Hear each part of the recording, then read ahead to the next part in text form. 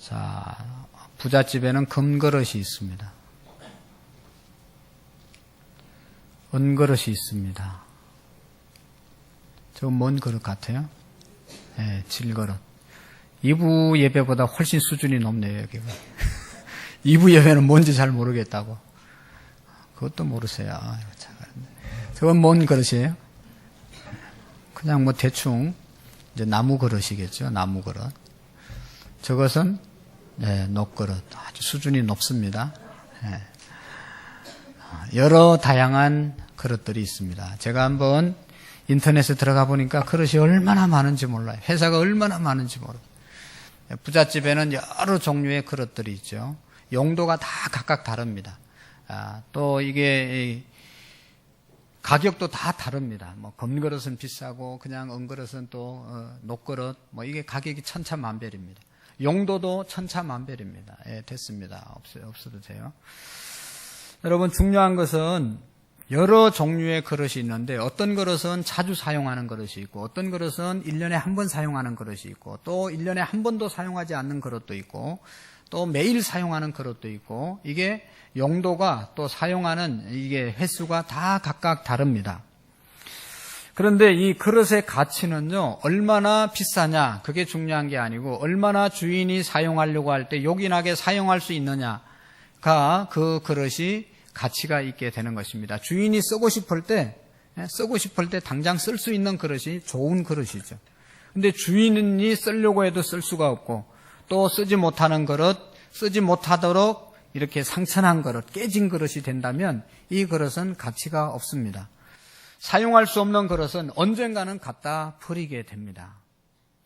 쓸 수 없는 그릇을 또 사용하지 않는 그릇을 왜 놔두겠습니까? 아무리 비싸고 좋은 그릇이라도 사용하지 못하면 필요할 때 쓰지 못하면 그거는 갖다 버리는 것입니다. 여러분 사용하지 못한 그릇이 되고 사용하지 않는 그릇이 되면 이거는 주인에게 아무런 필요가 없는 것입니다.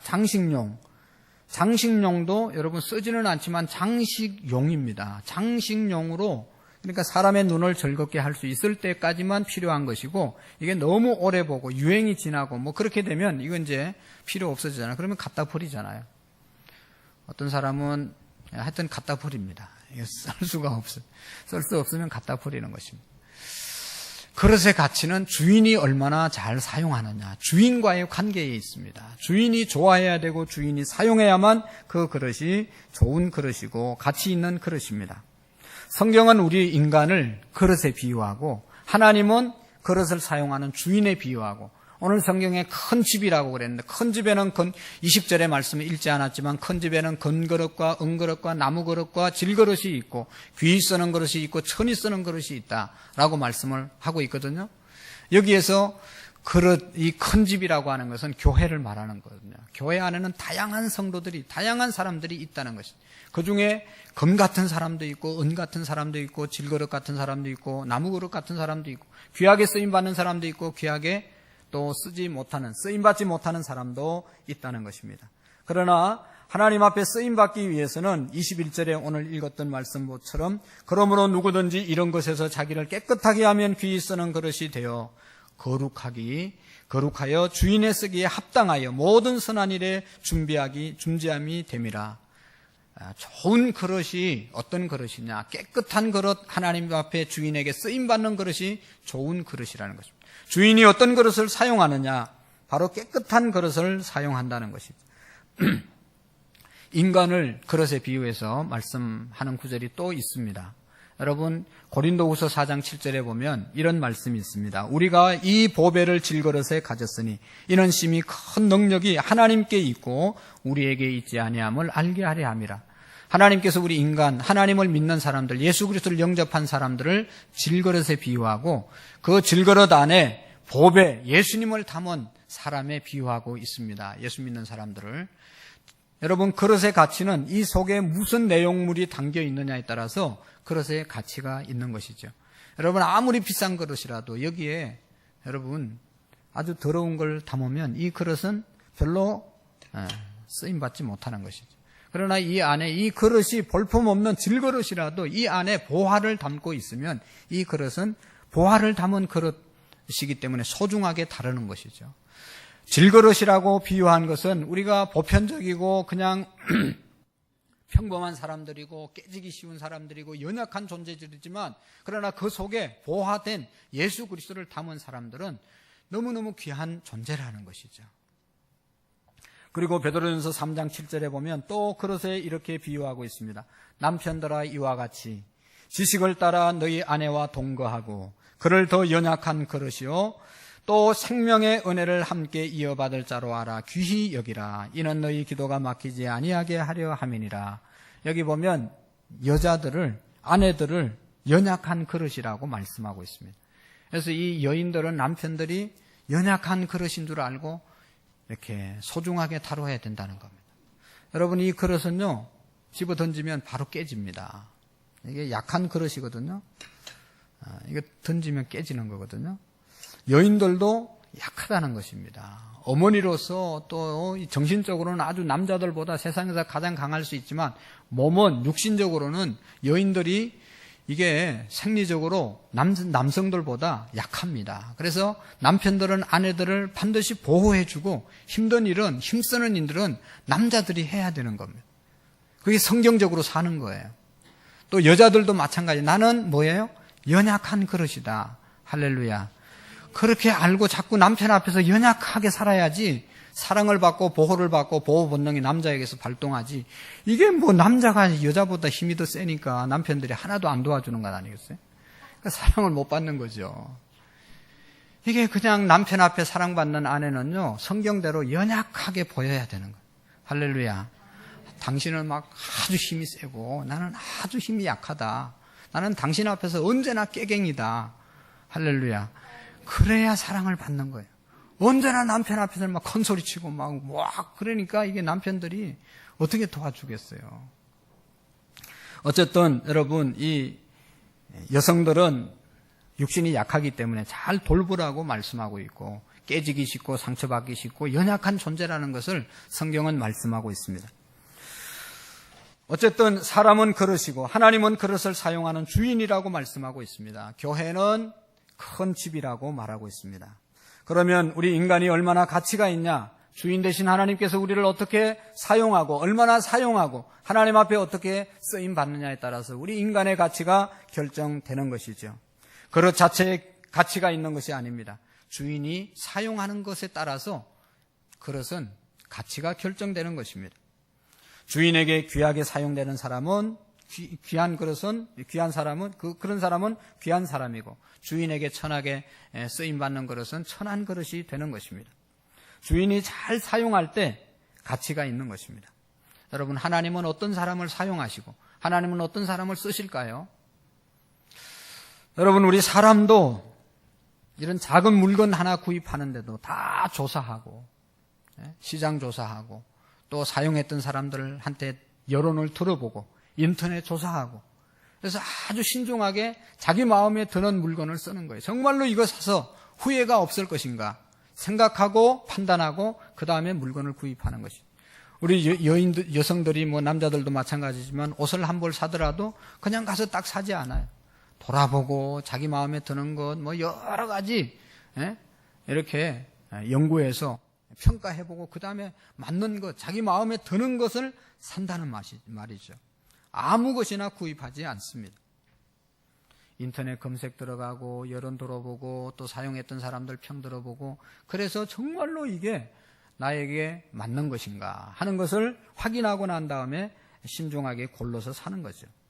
사랑하는 성도 여러분, 우리가 결혼해서 살지만 결혼 상대자를 우리가 선택할 때도 얼마나 신중하게 자기 마음에 드는 사람을 우리가 선택하지 않습니까?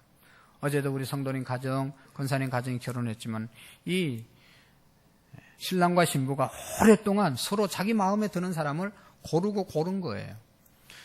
여러분 결혼을 정말로 그냥 나이 들었다고 또 뭐 힘들다고 그냥 자기 그냥 탈출용으로 그렇게 알아보지 않고 하면 반드시 큰 후회를 하게 되는 것이죠. 정말로 좋은 사람하고 결혼을 해야 되는 거예요. 정말로 자기 마음에 드는 사람과 결혼을 해야지 후회함이 없는 것이죠. 여러분 하나님께서 하나님의 일을 하려고 쓰시는 사람 하나님이 아무리 급해도 아무나 쓰지 않습니다. 하나님이 쓰는 사람은 분명히 우리 인간이 내 물건을 구입할 때보다 더 신중하고 더 신령하고 더 확실하게 하나님의 사람을 선택해서 쓰신다는 사실을 우리가 기억해야 합니다. 하나님은 하나님의 마음에 든 사람을 쓰는 겁니다. 사도행전에 보면 다윗을 하나님께서 보실 때 이 사람이 내 마음에 합한 자다. 다윗을 볼 때 하나님께서 마음이 열려지고, 이 다윗 보니까 이 다윗이 나의 마음을, 여름 냉수가 이 갈증을 느끼는 사람의 마음을 시원하게 해주는 것처럼, 몸을 시원하게 해주는 것처럼 내가 다윗을 만나니 내 마음이 시원함이 있다. 하나님께서 다윗을 극찬한 내용이 있습니다. 그래서 하나님께서 다윗을 언제나 축복하셔서 이스라엘에서 가장 전쟁에서 승리하는 그런 왕으로 하나님이 다윗을 사용하신 것이죠. 하나님의 마음에 들었기 때문에 하나님은 다윗을 사용하셨던 것입니다. 오늘날도 하나님이 쓰시는 사람은 누구나 쓸 수 있지만 아무나 쓰지는 않습니다. 누구나 주님 앞에 올 수 있지만 아무나 하나님이 사용하는 것은 아닙니다. 하나님이 쓰시는 사람이 분명히 있는 것입니다. 사람의 가치는 누구에게 쓰임받느냐, 나의 주인이 누구냐에 따라서 내 가치가 결정되는 것이죠. 죄송하지만 제가 조폭의 조직에 있으면서 조폭 위에 제일 두목의 지시를 받고 내가 움직인다면 얼마나 불쌍하겠어요. 조폭을 두목으로, 조폭을 주인으로 삼고 그 밑에서 살아간다면 이 얼마나 불행하겠어요. 그러나 여러분, 나라의 부름을 받고 나라의 선택을 받고 나라를 위해서 일하는 사람은 애국자가 되는 것이죠. 애국자 얼마나 귀중합니까? 나라를 위해서 헌신할 수 있는 사람은 너무너무 귀한 사람이에요. 또 하나님의 부름을 받고 하나님의 선택을 받고 하나님께 쓰임 받을 수 있다면 이 사람보다 더 귀중한 사람이 어디에 있겠습니까?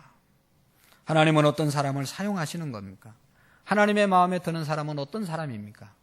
오늘 성경은 이렇게 말씀하고 있습니다. 21절에 우리가 읽었던 것처럼, 그러므로 누구든지 이런 것에서 자기를 깨끗게 하면 귀 쓰는 그릇이 될 것이다. 하나님께서는 돈 많은 사람, 사회 배경이 있는 사람, 어떤 세상적인 어떤 기준을 가지고 갖춘 사람을 쓰겠다고 하는 그런 얘기는 성경에 아무리 찾아도 없어요. 하나님이 쓰시는 사람은 세상의 어떤 기준으로 판단되는 것이 절대로 아닙니다. 하나님이 쓰시는 사람은 너무너무 우리 모두가 쓰임받을 수 있는 그런 조건을 말씀하시는 거예요. 이런 것에서로부터 자신을 깨끗하게 하면 깨끗한 사람을 하나님이 쓰신다고 말씀하고 있습니다. 사랑하는 성도 여러분, 그릇은 깨끗해야 그 안에 음식을 담을 수 있고 주인이 쓰기에 합당한 것입니다. 금그릇이라도, 그보다 더 비싼 그릇이라도 그릇이 비싸서 쓰임받는 게 아니고 그 안이 깨끗해야 그 그릇을 사용할 수 있는 것이죠. 나무 그릇이라도 질그릇이라도 그 그릇이 안이 깨끗하면 주인이 언제든지 사용하려고 할 때 사용할 수 있는 것입니다. 여러분, 오래전에 시골에서 음식을 먹고 어떤 농부가 죽었습니다. 그래서 왜 갑자기 건강한 사람이 죽었냐? 나중에 조사해서 알아보니까, 부검을 해보니까 이 사람이 농약을 담았던 그릇에 밥을 담아서 먹고 농약이 묻어 있는 것 모르고 먹어서 사망을 한 사건이 있었습니다.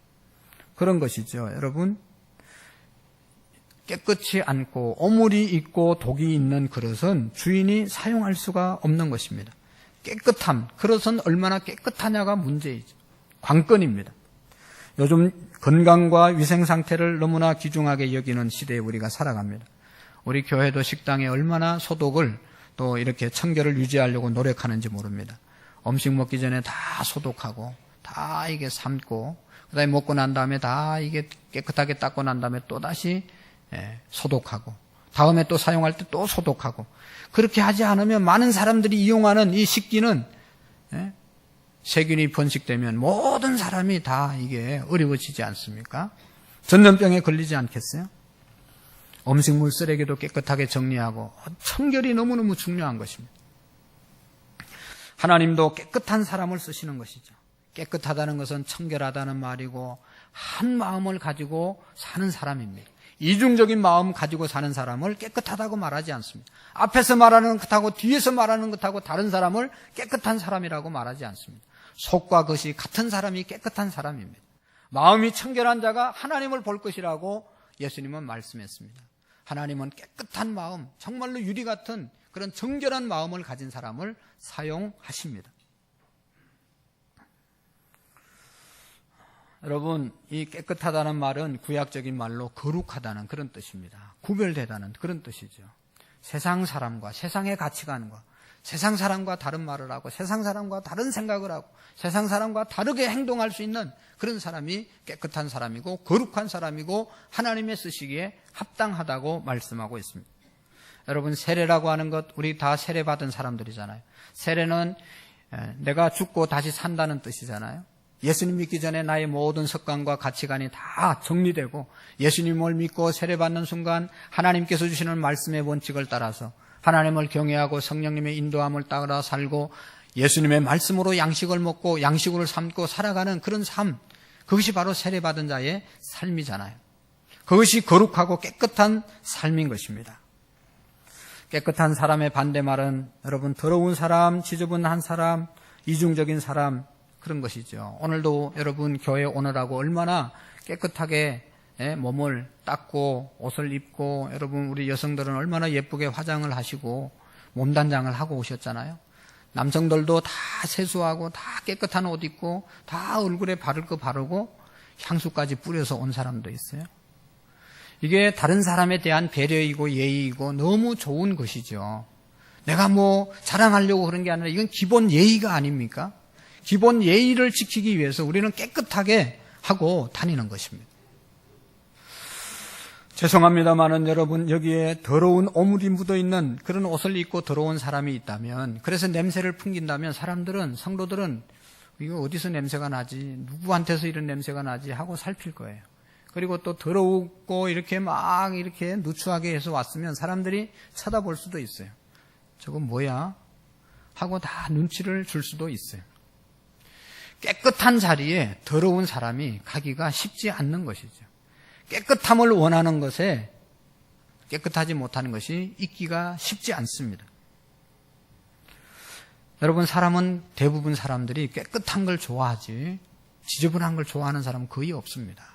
다 깨끗한 사람을 원하고 깨끗한 사람과 함께 일하기를 원하고 깨끗함을 위해서 노력하고 있습니다. 여러분, 하나님은 어떤 사람을 쓰실까요?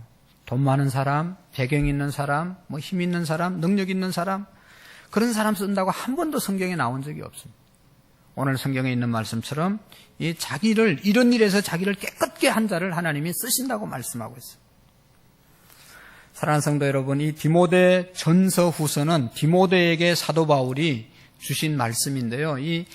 특별히 디모데 전서는 사도 바울이 그래도 먼저 교회를 어떻게 섬겨야 될 것인지, 복음이 어떤 것인지에 대해서 알려주고, 그 다음에 이 디모데 후서는 디모데 개인에게 이제 마지막, 이제 얼마 남지 않는 사도 바울의 생애를 인식하면서 감옥 안에서 절박한 마음으로 네가 교회 지도자가 되고, 네가 교회를 섬기고, 네가 성도들을 섬기고, 신앙생활을 제대로 하려면 이렇게 살아야 된다. 개인적인 부탁을 하는 내용들이 디모데 후서입니다. 그래서 여기 쭉 읽어보면 디모데 후서는 개인적으로 정말로 우리가 교회 안에서 일꾼이 돼야 될 사람들에게 구구절절히 말씀을 해주고 있어요. 그 중에 하나가 오늘 본문의 말씀이잖아요. 교회를 섬기고 지도자가 되고 정말로 목회자가 되고 하려면 뭐가 되라고요? 깨끗한 사람이 되어야 된다. 정결함을 유지해야 된다 말씀하고 있습니다. 여러분 한번 생각해 보세요. 하나님이 어떤 목사를 좋아할까? 공부 많이 하고 능력 있고 하늘을 땅을 들었다 놨다 한 사람도 있을 수가 있어요. 그런 사람도 쓸 수가 있어요.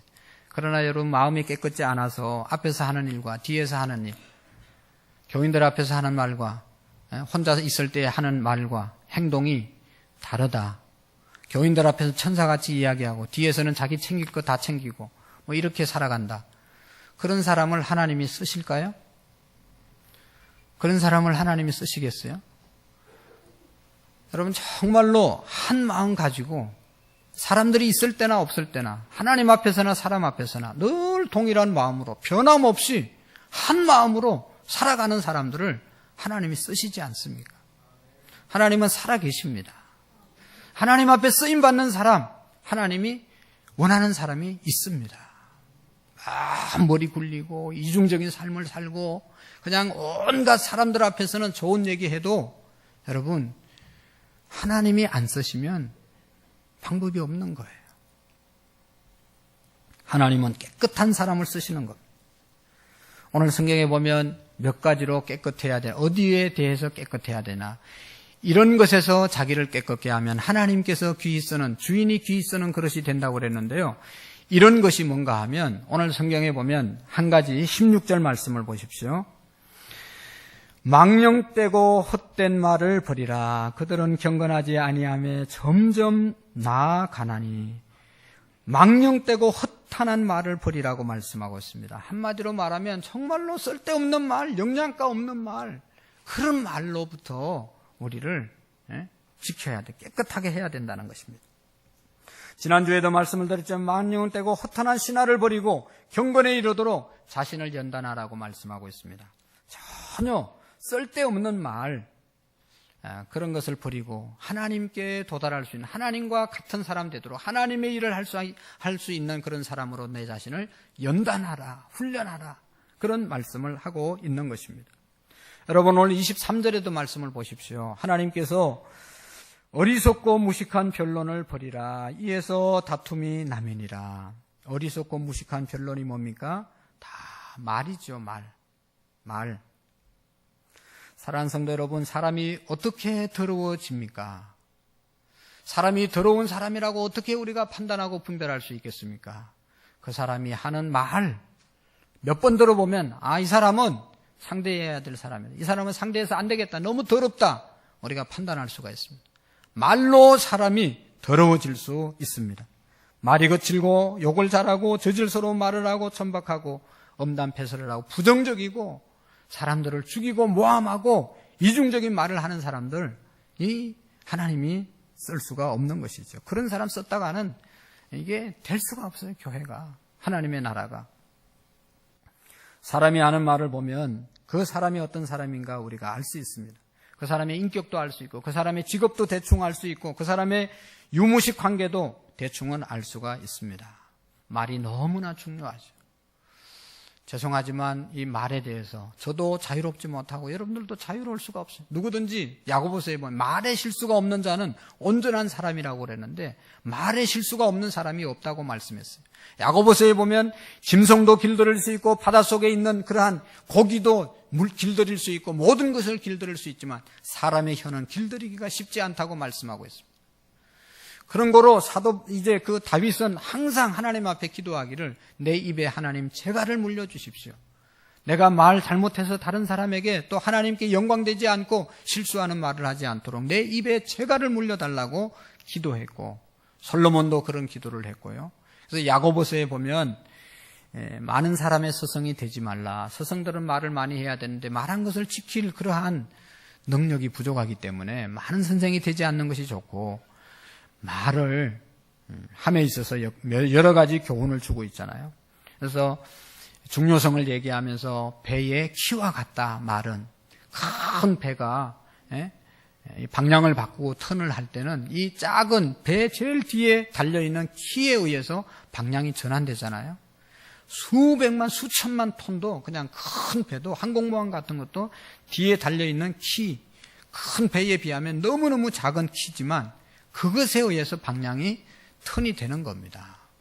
우리 인생도 여러분 얼마나 위대합니까? 그러나 이 말을 어떻게 하느냐에 따라서 우리 인생이 그냥 순식간 방향이 성공과 실패를 오고 갈 수 있다는 것이죠. 또 야고보서에 보면 이 혀는, 말은 작은 불과 같다고 그랬어요. 작은 불을 여기에 여러분 이렇게 붙여놓으면 이 큰 건물도 다 한순간에 태워버릴 수 있죠.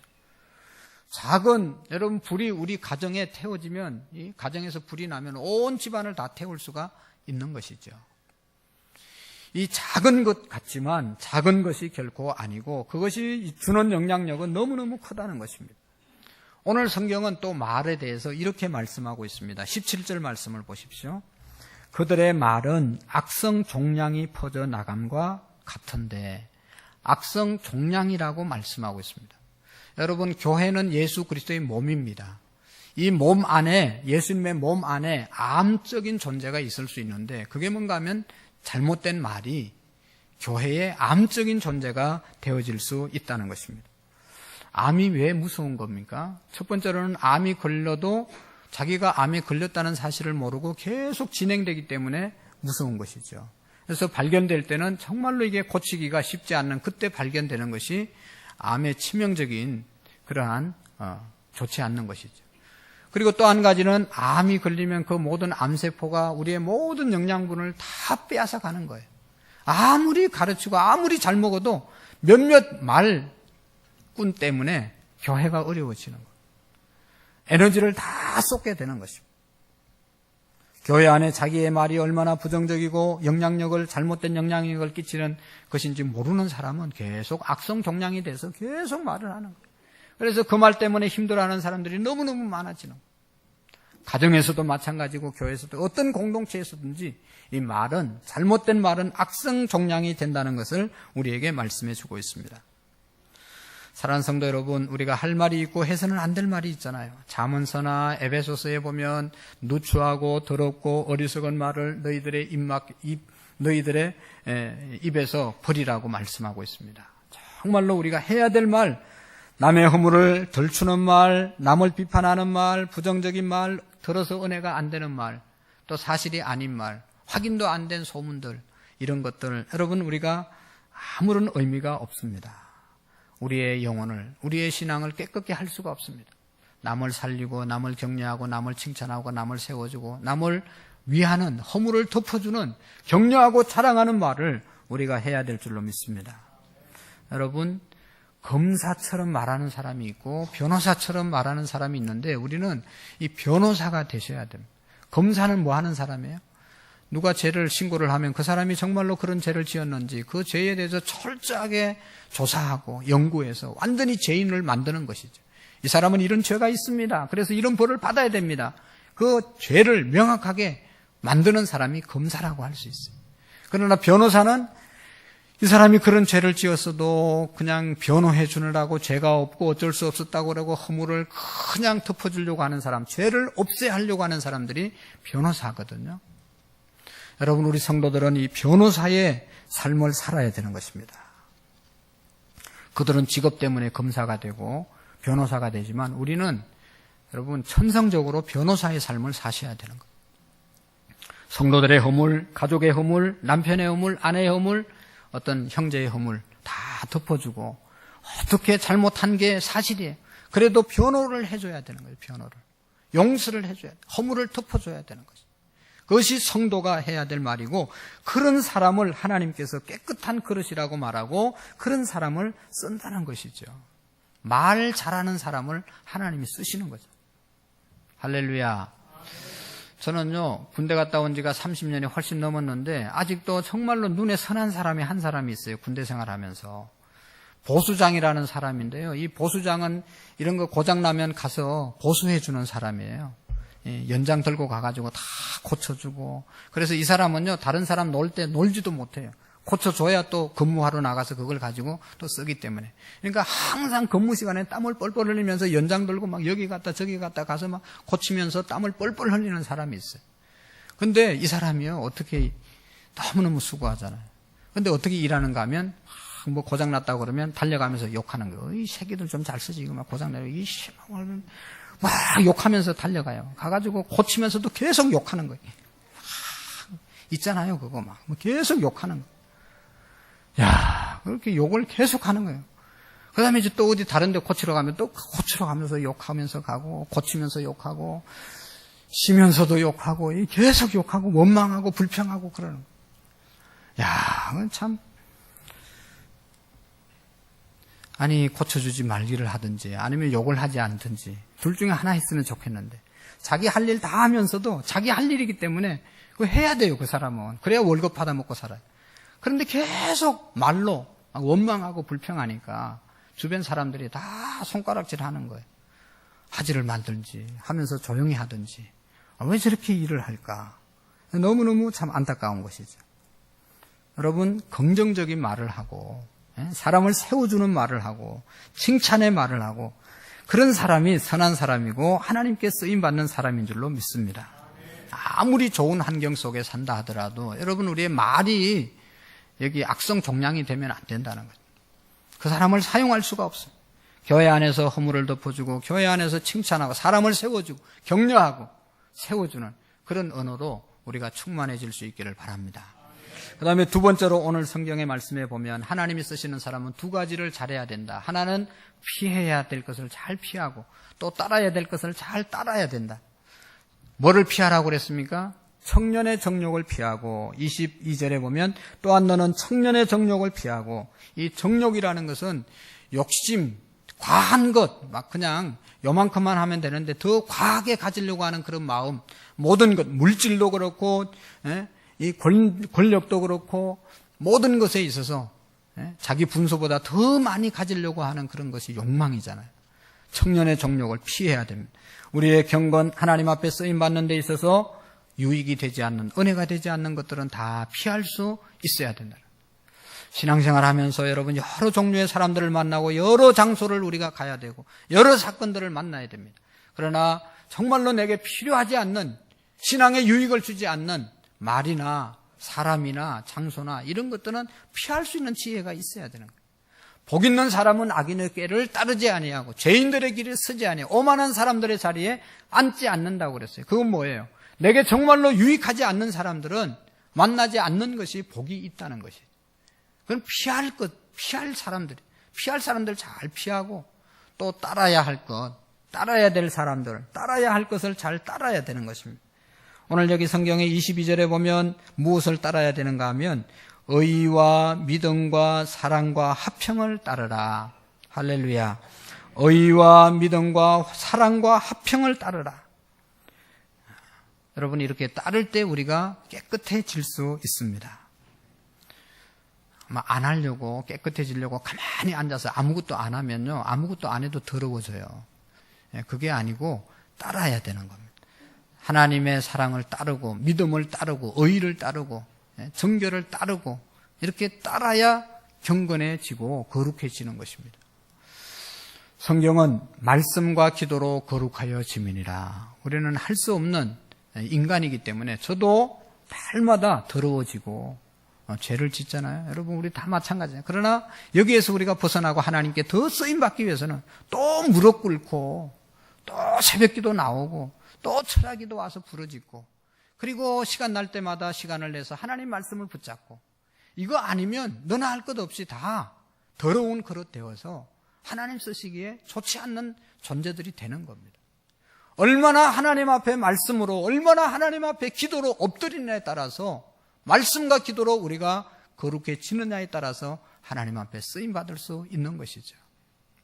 사랑하는 성도 여러분, 우리 인생은 일생입니다. 한 번 사는 인생이에요. 한 번밖에 없습니다. 벌써 2017년도도 마지막 한 달을 남겨두셨잖아요. 얼마나 빨리 지나갑니까? 빨리 지나가고 한 번밖에 없는 우리의 생애를 누구에게 어떻게 내 모든 것을 사용하기를 원하십니까? 가장 가치 있고 가장 보람 있는 우리 인간의 주인 되신 하나님, 그분에게 쓰임받고 그것이 꼭 교회 일만 하는 것이 하나님의 일 하는 것 아닙니다.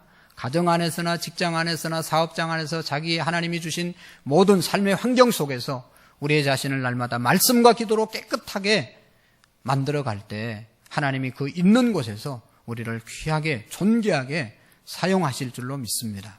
그래서 한 번밖에 없는 우리의 인생 말씀과 기도로 거룩하고 깨끗해져서 존귀하게 쓰임받는 생애 되시기를 주의 이름으로 축원합니다.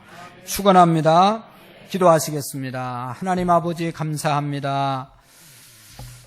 큰 그릇, 큰 집에는 여러 종류의 그릇이 있습니다. 우리 교회도 많은 영혼들이 있습니다. 우리 모두가 주님 앞에 쓰임받는 정결하고 깨끗한 존재들이 되게 해 주옵소서. 가정 안에서도 우리의 공동체 안에서 우리가 어느 곳에 있든지 뭇 사람들에게 사랑과 존귀를 받을 수 있도록 복을 내리워 주옵소서. 예수님 이름으로 감사하며 기도하옵나이다. 아멘.